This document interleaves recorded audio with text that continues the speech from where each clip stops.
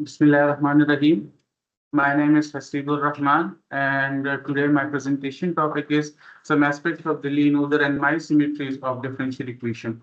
So the outline of this talk is first we will have the introduction, then I will introduce my problems, that is the classification of the Penleaf type equations by the Mie symmetries and their exact solution. Then the first order approximate conserved quantities induced by the approximate symmetries of the perturbed Lagrangian. Then I'll have my third and fourth problem perturbation to the conformal invariance and the adiabatic invariance of the generalized perturbed Hamiltonian system with additional terms. At the end, we will have summary and some future recommendation works. So the main question is, what is symmetry? So a symmetry is a transformation that leaves an object an invariant.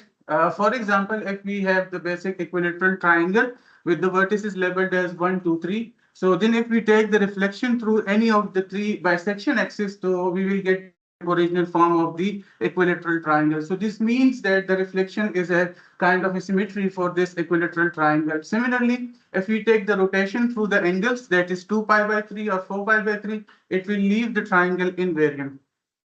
So this means the rotation is also invariant. So in this case, we have actually 6 distinct symmetries for these triangles. So this means that these are the discrete symmetries of this differential equation of this equilateral triangle. However, in the case of let's say we have a rotation of a disk through an angle epsilon. So if we take any of the with the angle epsilon, so we will have a continuous symmetry that will leave this object invariant. So this means that here we have a parameter that is an epsilon parameter. So we have a continuous symmetry in this regard. So mathematically, we say that symmetry as a diffeomorphism of an ordinary differential equation that is given in equation 1, if it maps the set of solutions to itself, that is equation 2 holds whenever the equation 1 holds. So here, this W bar, it represents the prolongation of the diffeomorphism or the symmetry generated to the derivatives as given in equation 3, with D representing the total derivative operator.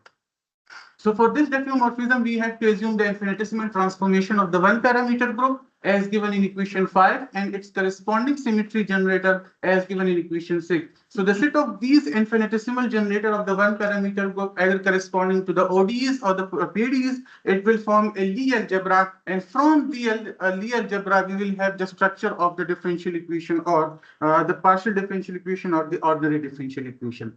So we have the symmetry condition for an ordinary differential equation. So an ordinary differential equation that is the non-degenerate, we have equation 7. It will admit a group of symmetries if we apply the symmetry generator to the differential equation and it leaves the differential equation invariant, that is equation 8 holds.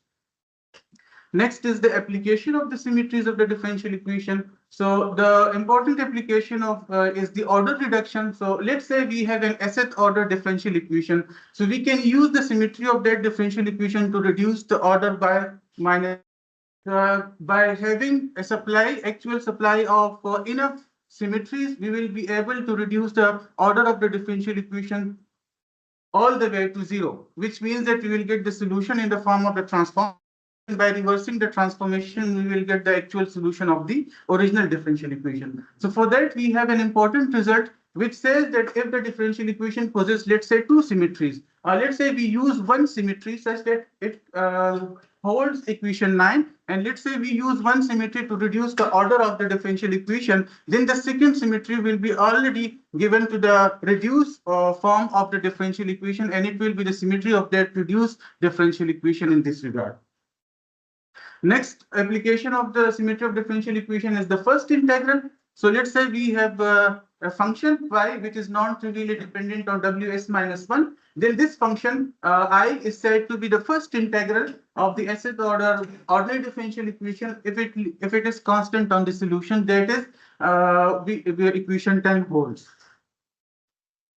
Next is the Nud's theorem approach. So the idea that the conservation laws for the differential equation derived from a variational principle arise from the symmetry which traces back to the works of Jacobi, Klein, and Noether. In 1884, Jacobi actually established the link between the conserved quantities and the symmetries of the motions equation in the classical mechanics. Later, this work was put forward by Klein, and he derived the same equations for the general relativity. So Klein hypothesized that such a relationship between the conservation laws and the symmetries could exist for any differential equation, originating from the variational principle. So Noether demonstrated that in 1918, and she proved that the conservation laws are tied to the invariance of the variational integrals under the continuous transformation, given that sufficient conditions for their existence.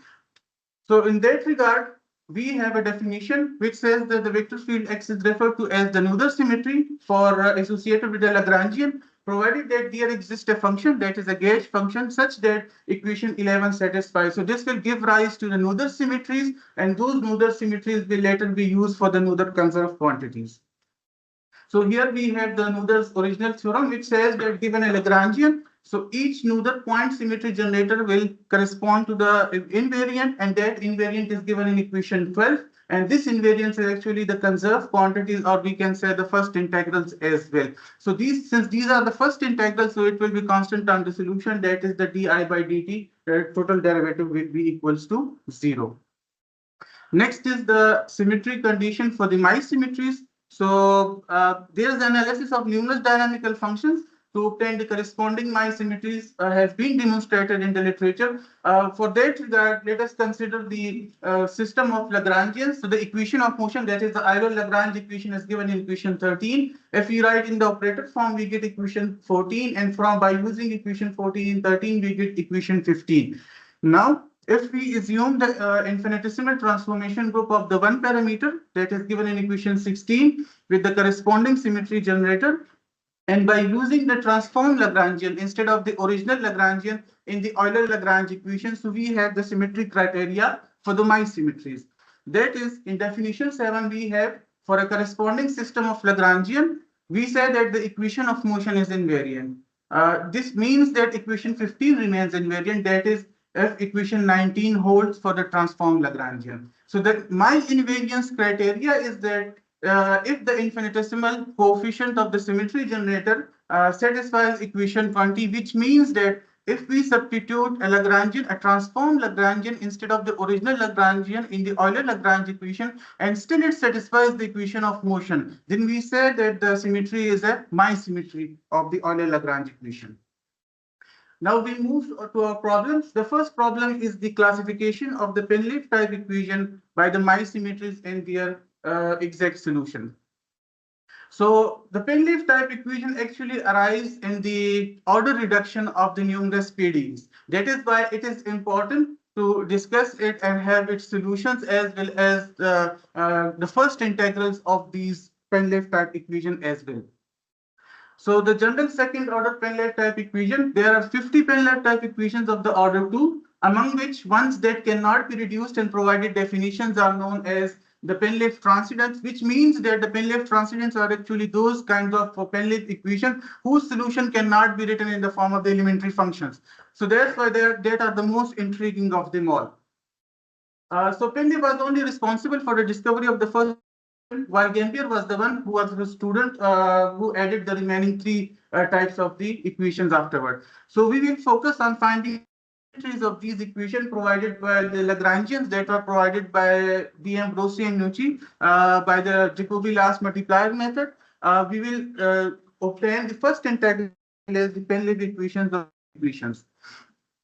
For that purpose, consider the generic version of the Penleaf-Gambier equation, which is given in equation 21, with the corresponding Lagrangian given in equation 22. Now, since for the Mie symmetries, we have to use the transformed Lagrangian, so that is why apply the symmetry to the Lagrangian. So this will transform the Lagrangian as given in equation 23. Now use this transformed Lagrangian in the Euler-Lagrange equation or the equation of motion as given in equation 24. This will lead to the following form of the equation. Now, by comparing different powers of the omega dot, we will get the system of the partial differential equation.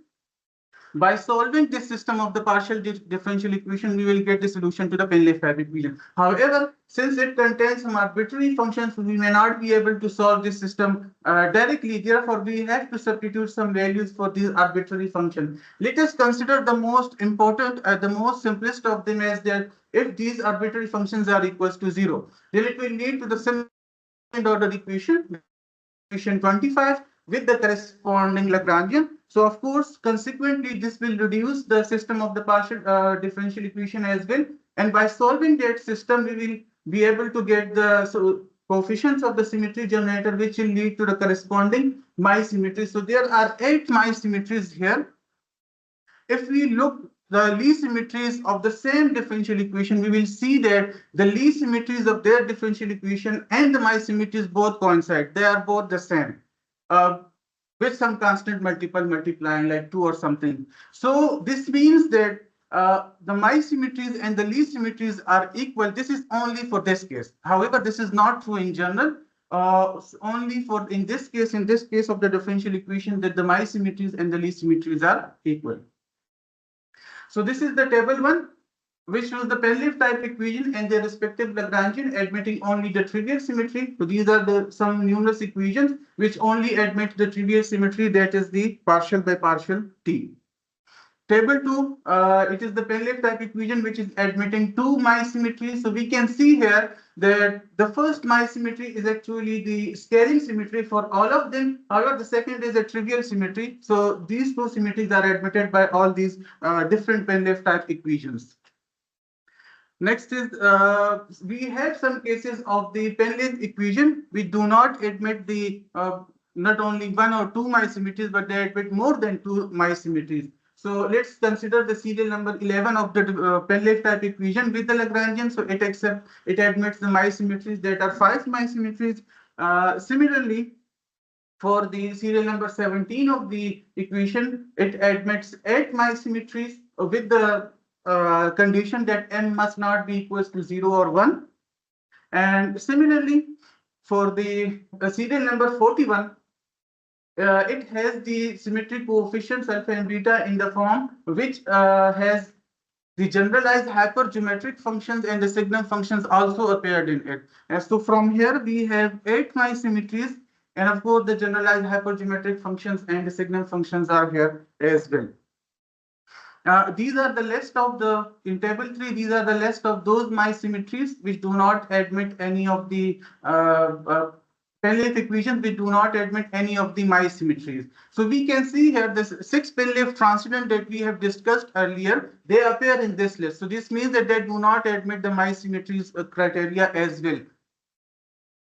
Next is the Mie invariance of the Penleaf type equation. So for that we have a result that is for the Lagrange system. If there exists a gauge function such that the coefficient of the Mie symmetry, if it satisfies the structure equation that is given in equation 28, then this Mie symmetry of the system can induce the following conserved quantity as given in equation 29. So by using these results, we can obtain the Mie invariance. Now one may see that in table 1 we had the those list of the Penleaf equation which admitted only the trivial symmetry. So in the case of the trivial symmetry, the conserved quantity will always be constant, or one can say Mie invariant will always be 0. So we have to deal with those symmetries which are not trivial. So in that case, we will have to use the table 2. In table 2, we had one scaling symmetry. So in the case of the scaling symmetry, we have to obtain the Mie invariance as well. So these are the list of those equations from the table. Table 1 of the Penleaf type equations. So these are the Mie symmetries and their Mie invariance and their corresponding gauge functions as well. Similarly, this is for the Lagrangian 70.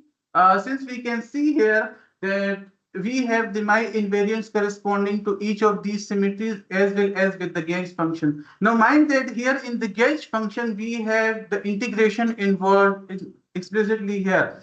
So this means that since the first integrals are of two types, that is the local integrals and the non-local integrals. So the non-local integrals are those which include the integrations directly. So since it has integral involved in it, so these are the non-local first integrals. Well, next is the Mie symmetry based solution for the Penleaf type equation. So the initial and most prominent implementation of the Mie symmetries would be to use those symmetries to obtain the solution of the Penleaf type equation. So constructing those invariants associated with the vector field is the approach we use to carry out in this order reduction procedure. It might be possible to derive those solutions that are invariant under the group generated by the particular symmetry generator, even though sometimes it may not be possible to have all the ODEs being reduced by the my symmetry. So furthermore, if every curve C that is invariant under the action of the symmetry group that is given in equation 30 on that curve C, then the only requirement would be to solve the first order ODE, and from that first order ODE we will get the equation or the solution for the second order Penleaf type equation. So in the following, we construct the invariant solution of the second order Penleaf type equations by using equation 30 in the case when the first coefficient of the symmetry generator does not vanishes. That is, we use equation 31. Else, we will use the differential invariance by using only two symmetry generators admitting the two-dimensional Mie subalgebra. So consider the symmetry generator corresponding to a Lagrangian 2. Then we have from equation 31 on every invariant curve for x2, we have equation 32, which yields the general solution in the form as given in equation 33. And by using this equation 33 in the ODE, we will get the invariant solution as given in equation 34. So by using this method, we will get the solutions for all the Penleaf, some of the Penleaf type equations, of course, not all of them. Those Penleaf type equations which are admitting the symmetry, the Mie symmetries. So we will get these invariant solutions here. Next is the those invariant solutions which we will use. For that we will use the differential invariant. Now let us consider the Lagrangian 11. We construct the solution by using the differential invariant. For that we have a two-dimensional Mie subalgebra that is given in equation 35. Now we see that due to x3, x3 is actually the partial by partial tree, which is a trivial symmetry. So due to which our function would be of only of variable omega. So therefore, we have by the method of characteristic as given in equation 36, we will get the solution that is given in equation 37. Now, by using this method, we will get the invariant solution for different equations as well. Here one can see here, and since we can see here that the equation 41 and 43, since their Mie symmetries has the special function that were the hypergeometric function, so they are also appearing here in the solutions of these equations as well. Next, we move to our problem 2, which is the first order approximate conserved quantities induced by the approximate symmetries of the perturbed Lagrangian. So approximate symmetries of the differential equation in certain physical scenarios, approximations are permissible. For example, during a free fall, air friction is often neglected, as well as just as air friction impacts simple pendulum, causing them to eventually stop moving. The friction on the surface where a body connected to a spring moves can deaccelerate the simple harmonic motion as well. So the exact form of the group theoretic approach would not be enough to solve such type of the differential equation. So that is why it is a necessity to have such kind of a group theoretic approach which would be admissible for the approximate symmetry of the differential equation. So for that, we have a definition which says that the group of an approximate transformation is the class of the first order linear differential equations, the differential operators that is given in equation 38, such that we have the coefficients given in this form, that is the first order form, first order approximate form. So we can see here the alpha with the subscript E, it represents the exact form part of that coefficient, while the alpha with the subscript A represents the approximate form of that coefficient, where the vector fields are given in equation 39, and correspondingly the approximate symmetry generator is given as under.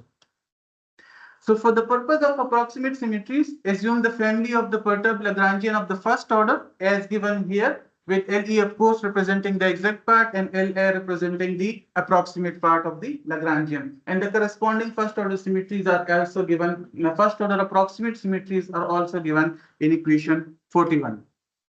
Now we have a result which says that we have a first order approximate Lagrangian and the first order approximate symmetry generator. Then if equation 42 and 43 are satisfied, then we say that the system of the Euler-Lagrange equation is admitting the Lie symmetry, approximate Lie symmetry transformation. It should be noted that these are categorically the Lie symmetries of the Euler-Lagrange equation. These are not the variational symmetries of the Euler-Lagrange equation, or otherwise these are not the Noether symmetries. These are only the Lie symmetries of the corresponding Euler-Lagrange equation. So we have a result which says that the first order approximate Lagrangian and the approximate symmetry generator if there exists a first order gauge function such that the following conditions are satisfied, that is given in equation 44 and 45. So if these two are satisfied, then this approximate Lie symmetry induces the following form of the first integral, that is given in equation 46 and 47 respectively. Next is the corollary, which says that if the Lagrangian is independent of time, then our first integral reduces to equation 48 and 49 respectively. Next is the conserved quantities for the perturbed Noether symmetry. So let's say we have a first order approximate symmetry generator, and the coefficient of that symmetry generator is satisfying the symmetry criteria for the approximate Noether symmetries. With the gauge function, then the approximate Noether symmetries would be yielded by using equation 50 and 51 respectively. So from the approximate symmetry generator with the same conditions, and if there exists a gauge function, we will be able to get the conserved quantity that is given in equation 52 and 53 respectively, given that the structure equation is also satisfied. Next is the conserved quantities and the perturbed Mie symmetries. So let's say we have an approximate Lagrangian of the first order with approximate symmetry generator. Then if the equation of motion is invariant for the approximate Mie symmetry, then we say that the Euler-Lagrange equation is admitting the perturbed form of the Euler-Lagrange equation is admitting the approximate Mie symmetries. Now, if the coefficients of the approximate symmetries of the symmetry generator satisfies the condition that is given in equation 56 and 57, then we say that the approximate Mie symmetries are actually the approximate Lie symmetries. They are both equal if the conditions are satisfied. So in that case, it is the sufficient and necessary condition for any of the approximate Mie symmetry to be classified as an approximate Lie symmetry. So we have the following theorem for that, which says that if we have an approximate Lagrangian of the first order, an approximate symmetry generator of the first order, and if there exists a gauge function of the first order such that the Lagrange system is satisfying the conditions as well as the Mie symmetrical criteria, then the approximate Mie symmetry will induce the first integrals that is given in equation 60 and 61 respectively. Consider the example, consider the linear form of the perturbed damped harmonic oscillator given in this equation with the corresponding Lagrangian given in equation 62. Now here in the first part of the Lagrangian, it is the exact part of the Lagrangian, while the second is actually the perturbation introduced to the Lagrangian, which is the approximate part. Now, if we apply the approximate symmetry generator conditions, we will get the symmetry in the form of given in equation 63. And by using that 63 in the structure equation, we will get the gauge function as given in equation 64. And by using that gauge functions in the first integral equation, we will get the first integral, approximate first integral of the first order that is given here in the form of IE and IA respectively. Similarly, for the approximate Noether symmetry, we choose the following solution that is given in equation 65, which will again lead to the gauge functions that is given in equation 63, and that will lead to the Noether invariance that is given here.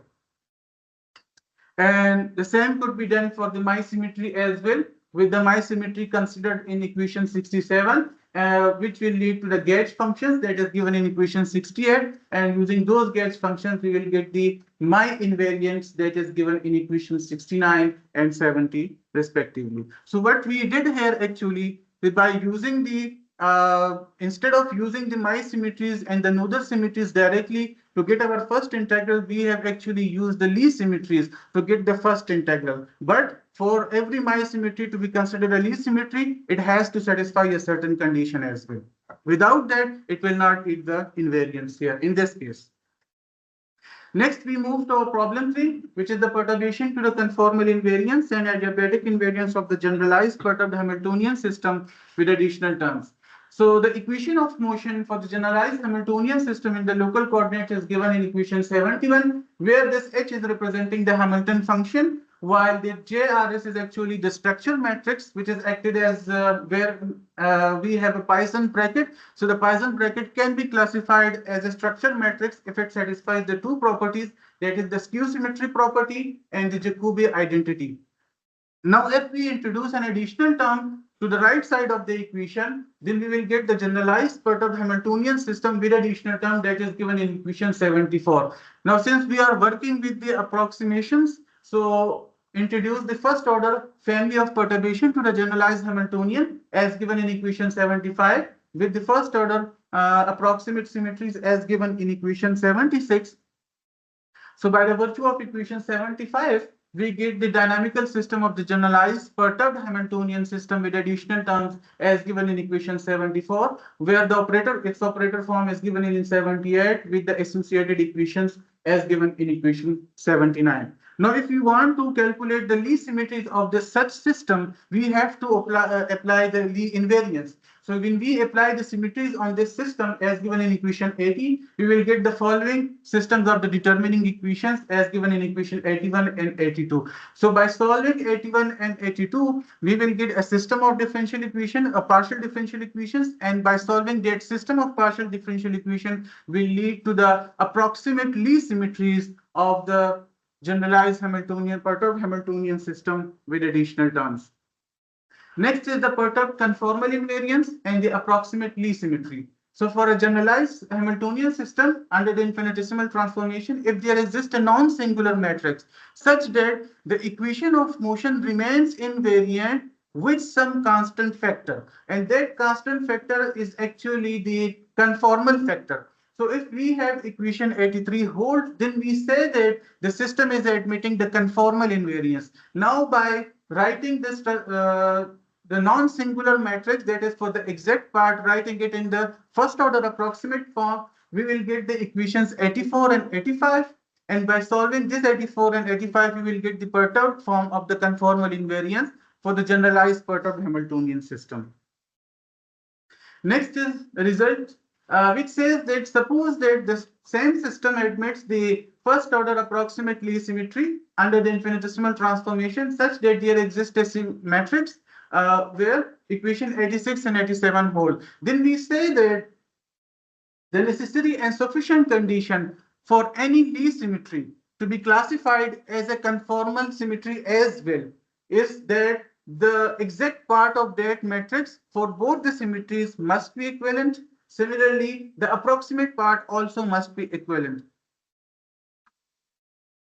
Next is the approximate integral variable conserved quantities. So for a generalized perturbed Hamiltonian system with additional terms, we will now see the first integrals or integral variable functions using new approximate symmetries such as the approximate Lie symmetries.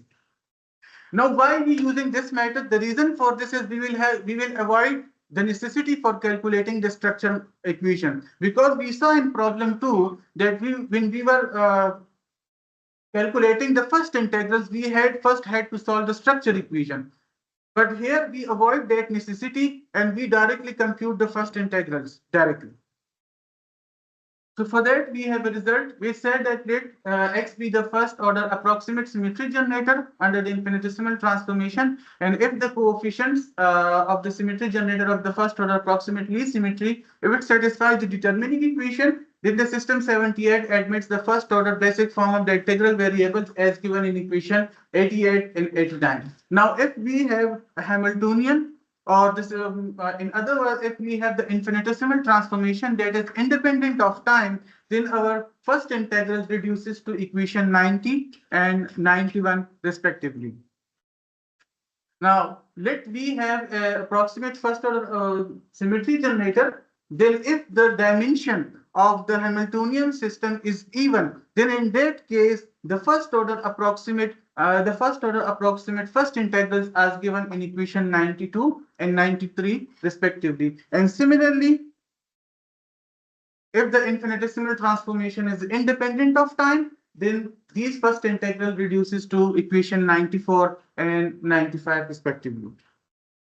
Now let us consider an example. Consider the following three-dimensional generalized perturbed Hamiltonian system with additional term as given here in equation 96 to 97. where this phi is an arbitrary function, then the corresponding structure matrix is given in equation 99. The Hamiltonian of such system is given in equation 100. Here the first part is the exact part of the Hamiltonian, while the second is the approximate part of the Hamiltonian. So we have taken the perturbation of the approximate part of the Hamiltonian as given here, which is the linear coupling between the variables r and y and a linear decrease psi over time. So in the matrix notation, we have the following form. Furthermore, by employing the symmetrical criteria for the approximate Lie symmetry, we obtain the following solution that is given in equation 101. And consequently, we also have the conformal invariance. This is the exact part of the conformal invariance in the matrix form. Here, this matrix is representing the conformal factor. And also here, this is the perturbed form of the conformal invariance. Therefore, we get the conformal factors from these two equations that is given in equation 102 and 103 respectively.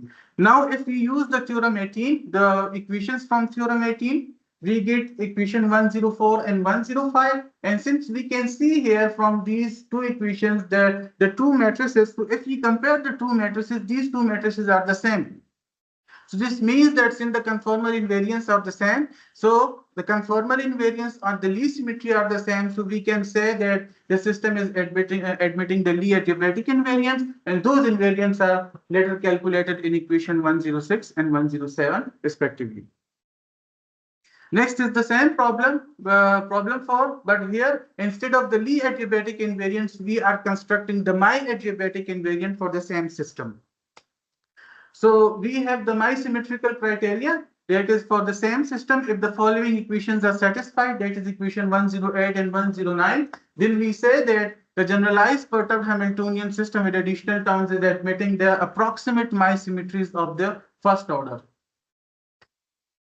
Next, we have the approximate conformal invariance and the approximate Mie symmetry. So consider that under the infinitesimal transformation, the system admits the first order approximate Mie symmetry such that there exists a non-degenerate matrix satisfying the following equations, that is 110 and 111. So in such case, the approximate Mie symmetry can be classified as an approximate conformal symmetry if we have the equivalence of the matrices in the form of the exact form and as well as in the form of the approximate form, as well as the equation of motion must remains invariant. Of course, this is the condition for the Mie symmetry, so it has to be invariant as well.